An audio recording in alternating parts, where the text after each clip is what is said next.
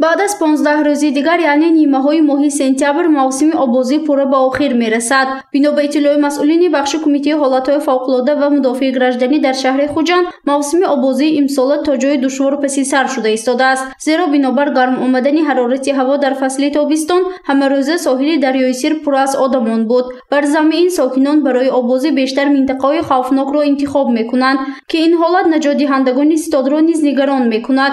نوبسته به این حالت‌های غرقشوی و فوت ساکنان هنگام آبازی در این دوره کم گردیده است.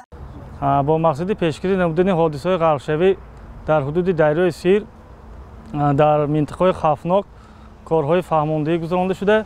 همه روزه نجات دهندگان شهر خوجند کارهای فهماندهی گذرانده، نوبتدار پاترولی گذرانده ایستاده‌اند.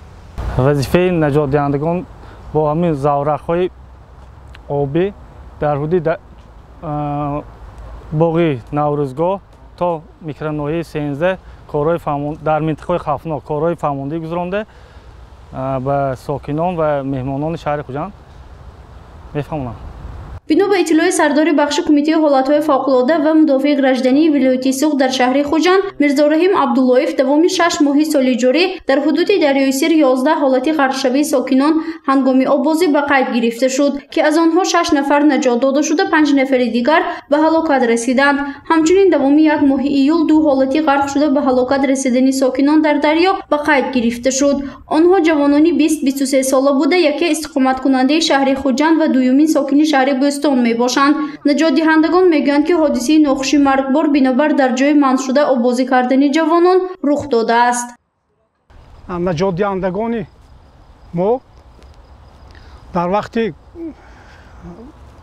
نوبتداری شبانه روزی خود روز باشد خواه شبانه شهروندان را آگاه میکردند. کارهای فهماندهی بسیار گذرانده شد. بسیاری در منطقه‌های خوفناک شهروندان آبازی میکردند. با آنها کارهای فهماندهی بسیارتر گذرانده شد. از همون حساب امسال 6 ماه آخر فوت و غرقشوی نجات دهندگان کمتر شد.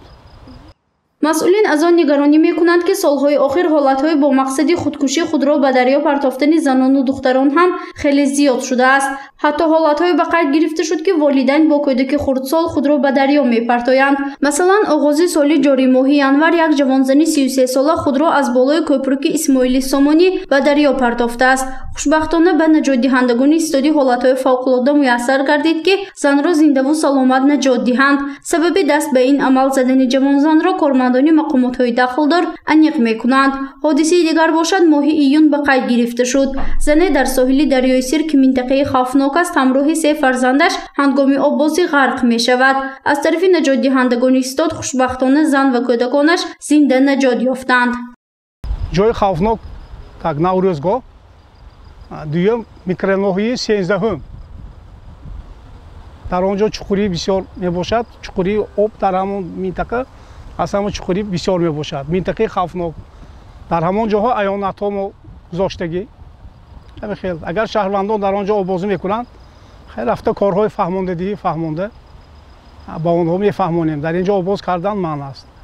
اطلاع داده شد که دوام 24 روزی ماه اوگوست یگان حالت غرقشوی یا خود فوتی ساکنان هنگام آبازی در دریا به قید گرفته نشده است. مسئولین گفتند که نوبسته به این دسته نوبتداری شبانه روزی در ستاد همه روزه منطقه‌های خوفناک دریای سیر را نظارت برده با ساکنان کارهای فهماندهی می‌گذرانند تا پیش راهی حادثه‌های ناخوشی غرقشوی گرفته شود.